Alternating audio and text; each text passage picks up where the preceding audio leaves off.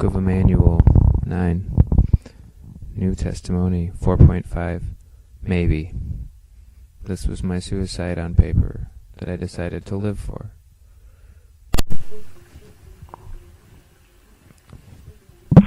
So, we just heard the majority of the story except for the 24 hours at St. Elizabeth's, where essentially when I was there, they spent the time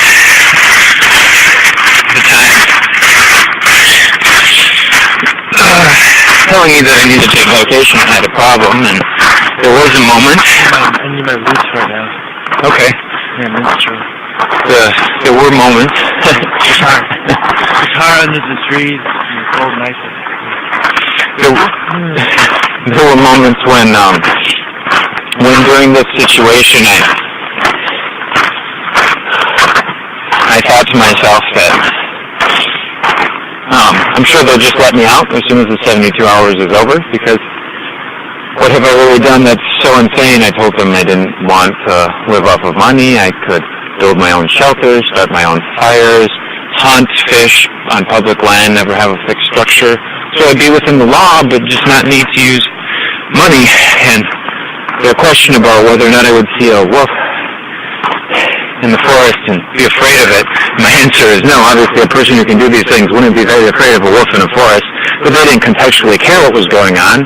There was an agenda to perform, to label me as crazy, take me off the street, and medicate me and take my rights away, throw away the key. Turns out, I was able to get myself out. I'm free. And now I can tell my story to you to let you know that, yes, Minority Report is real in Wisconsin. Clause E of commitment law states that you can be taken against your will, put in an ambulance, brought to a hospital, where you can be diagnosed with bipolar disorder by an on-staff doctor. That doctor can then say that anything that you say in defense of your mental illness is a symptom of that mental illness. And then they can bring you to Fond du Lac, where they can tie you down, torture you, pump chemicals into your brain, and say, are you sane? Now, defend yourself in front of a judge. Now, this can happen to anyone in Wisconsin. Because I was 19, I was not a child. I had my legal rights. So, this is Clause E of the Commitment Code in Wisconsin. And I would encourage you to tell your lawmakers that this law is not just, and it threatens the very freedom that we believe in America. What do you have to say, Clark? Your mic? No?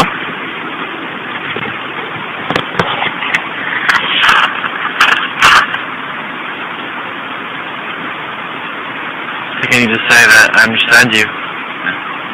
And I know your story.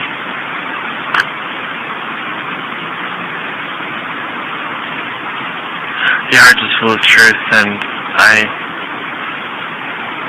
I'm humbled by nature and the way people have lived their stories for many years. And I see you as one, and I also see you as being of this genuine earth. Out here is better than the city. It's what we were made for. It's what we were born into. Let's not the city take that away.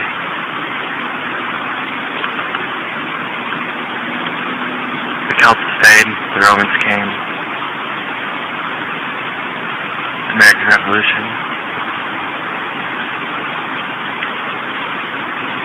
Even some of the first.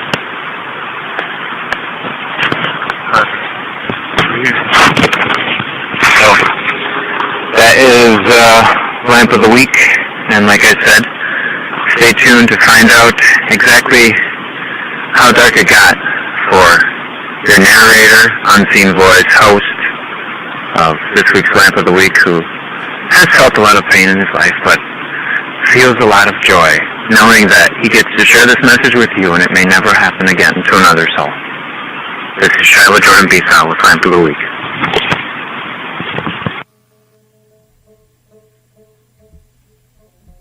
Yeah, that was a very emotional night. So I've been getting more into Buddhism and Taoism, and as I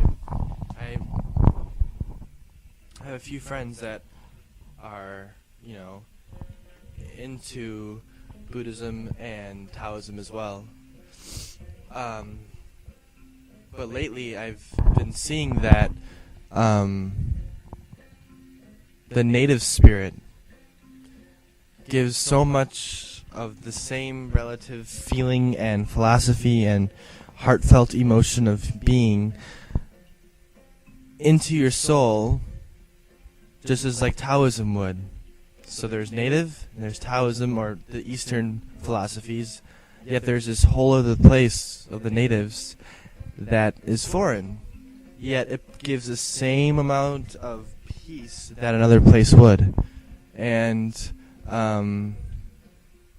to know that nature is within us and is of our soul doesn't really, it leaves us in a place of complete simplicity and peace.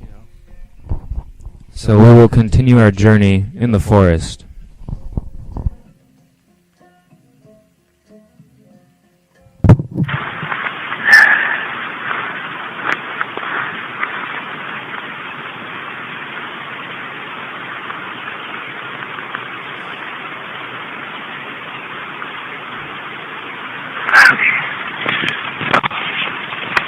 Now I've got the other foot. And It was very big. Red felt. I'm going to finish Lamp of the Week. Second half. The second half is focusing on this foot and this injury. Now this injury was incurred at my unintentional stay at Fond du Lac.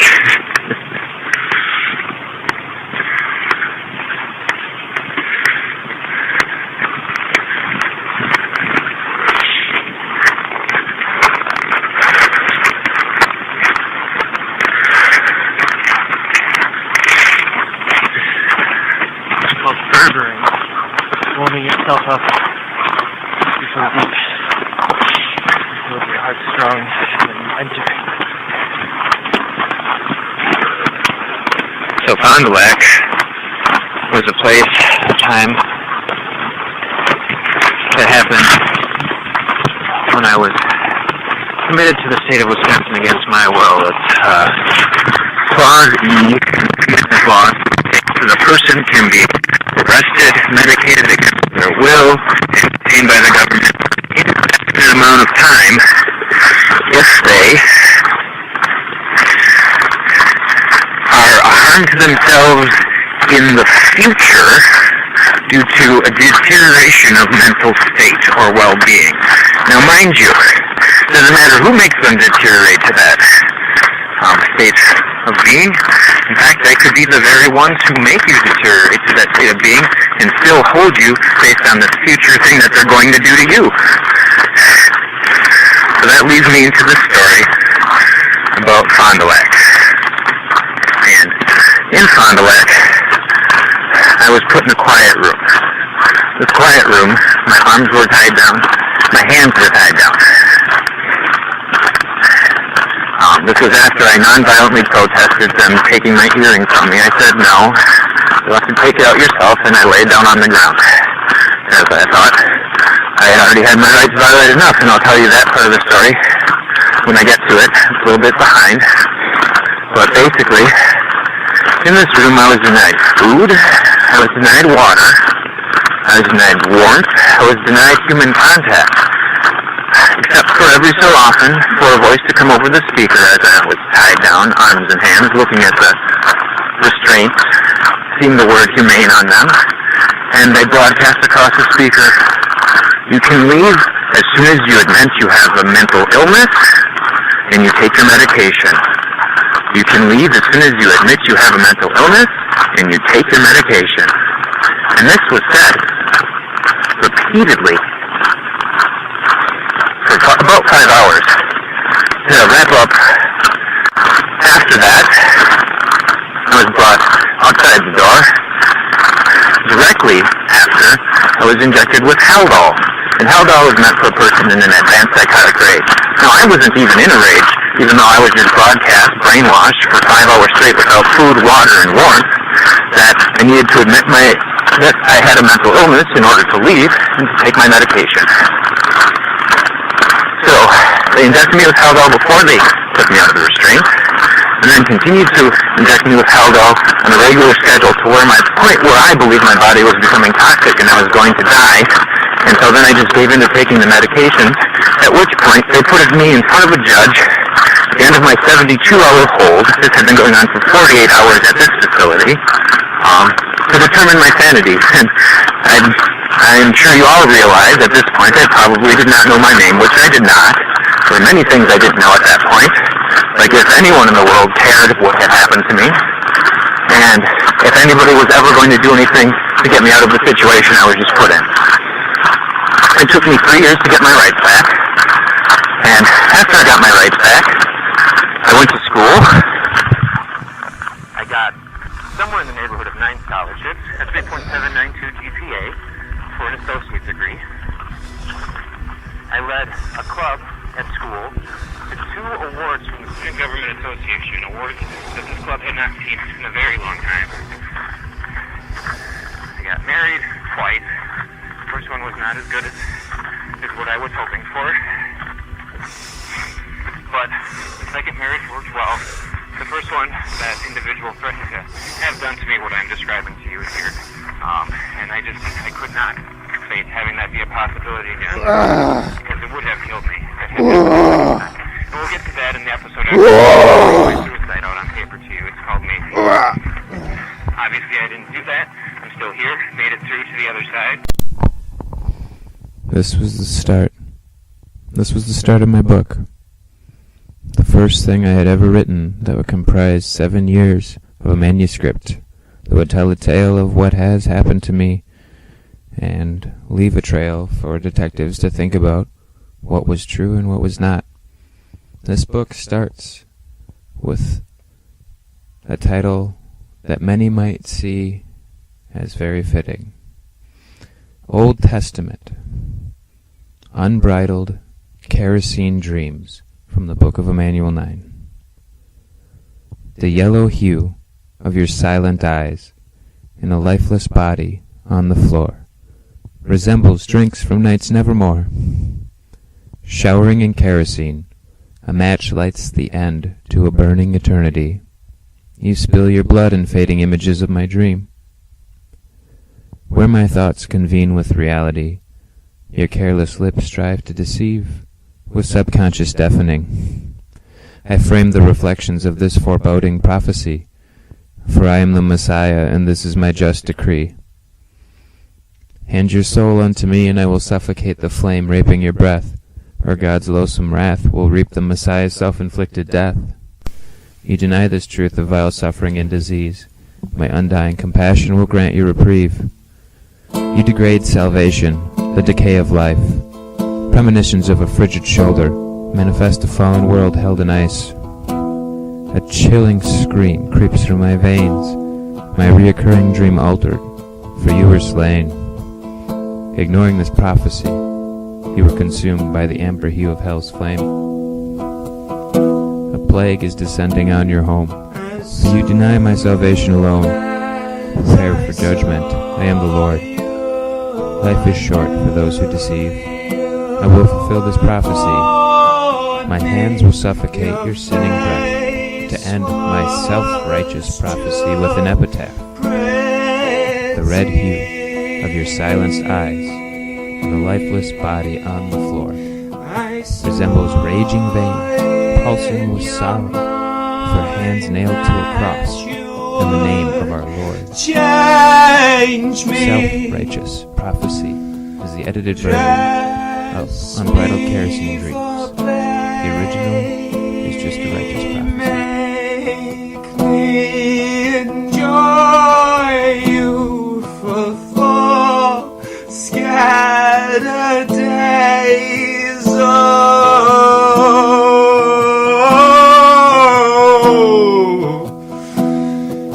Feed me these pills so that I would love love you. Watch all the lights as they dance up above you. But touch me again, whatever your pleasure. I want you to hold me so I can feel better. And under the light, giving you blackness, I saw what you were and could not keep staring. I lost myself in you so quickly and shameful, but I know your secrets under your power. Let's go for a ride. It's like we are flying. Down comes white powder. I can't stop feeling the beating inside me as yellow lines pass me. I'm ready to sleep, to sleep, to sleep, to sleep, to sleep.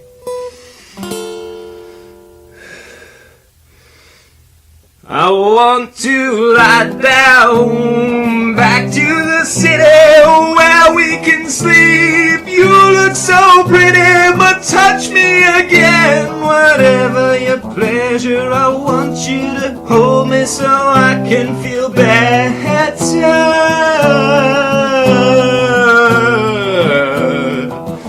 You make me feel better when you hold me. You know you make me feel better when you hold me, don't you? Because you're so beautiful. You just know.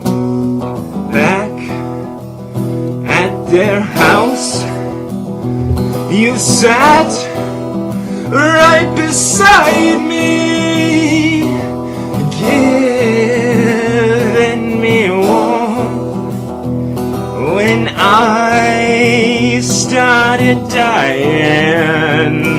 You talk so politely of me when sleeping, taught me to sleep, to end all my pain. Talking politely, I thought you had changed.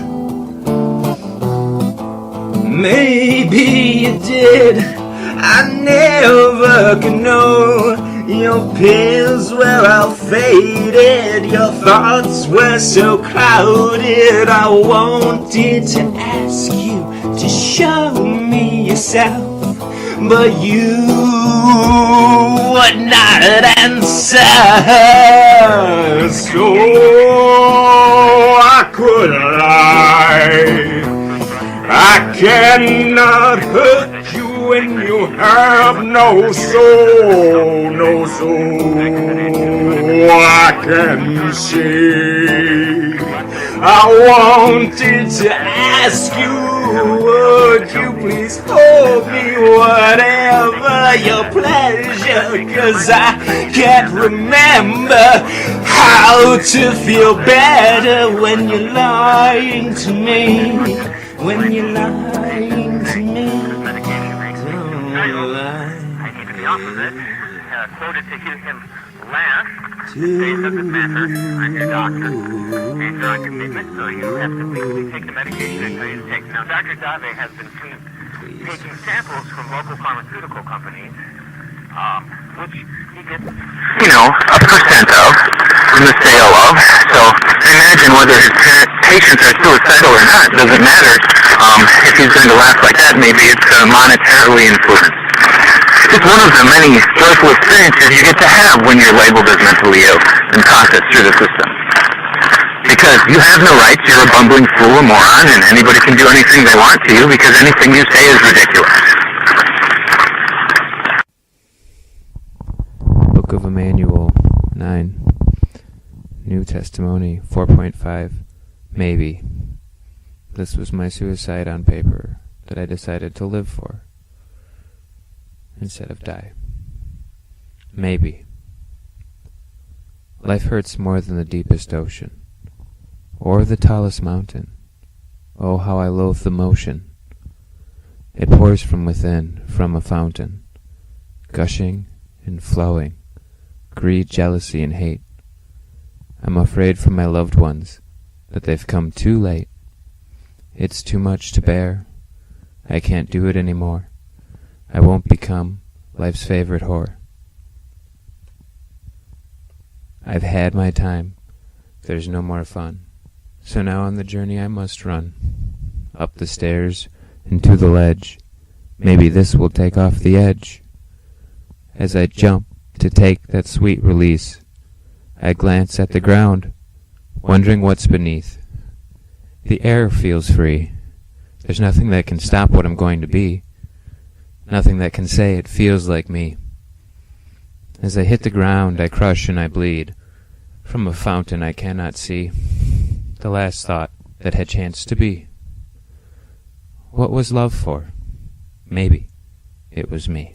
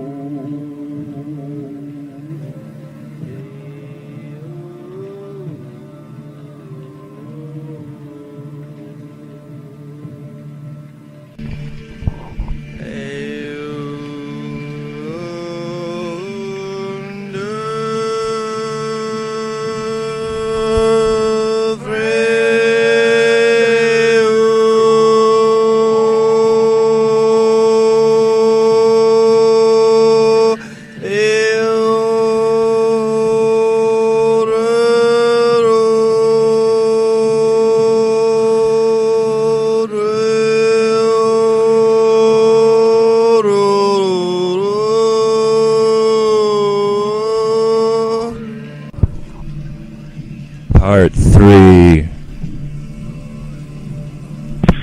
Welcome to Lamp of the Week 7. I guess we'll start with red, green, blue, and then maybe just let it do what it wants to do one time. Is it going? Color changing? Oh. There we go.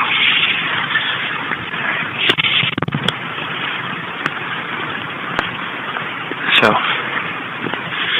Lamp of the Week 7 is a little different than most of the other Lamps of the Week. It's a story about footprints in the sand, an individual trying to hold on to truth, and a society that wasn't ready for it. So we're going to go back on one of my favorite paths, one where I found great moral truth, and one that has been very comforting to me over the years. One day I came back here after reading a book called Alchemy of Nine Dimensions, and I had stolen from a friend of mine, and I was on my way to have some of the same stolen things that I had stolen from my friend that day. Well, not that day, a few years back, but it was fresh in my mind that day as I realized this, and I decided that if I was going to continue to be on this planet and try to help as many people as I could, I would have to fix these things from my past first. And so I turned around and I went the other direction.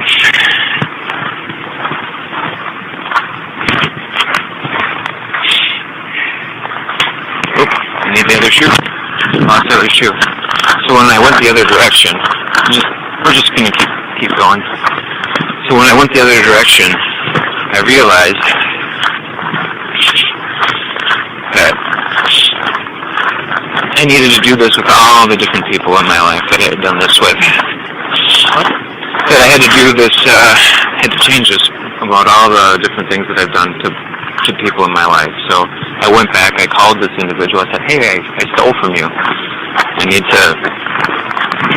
to give you back double what I took from you, because that was ridiculous, and I just need to have this done. So then I basically am going, one second. So I was basically going through this gate here, just trying to make my way through this gate. Just to get back out of this cemetery or this graveyard. I made it through. I'm good. You can come that way or you can go around, either way.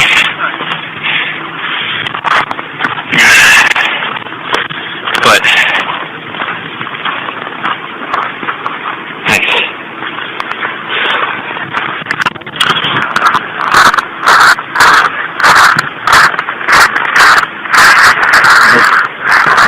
Not an easy gate to get to. So, then basically I made that amends and started trying to go back and fix that situation with other people. And that's just kind of a tutorial on the path that we're on. And when I put my other shoe on, because I have one other thing that I wanted to talk about tonight, other than the story of the path, but also the path that I went on after this. This is very crucial and chronological time. This happened before this next thing that happened to me. So I'm going to stop for a second and we're going to start again when we've got the other shoe on. I handed you from the left hand. I'll take it with the right hand. There's equilibrium right here. I feel like there's not enough left-handedness in the world. There's no equilibrium there. Yeah. We're two-handed creatures. There's no right or left-handed. We have hands. If you're right or left-handed, you're missing an arm.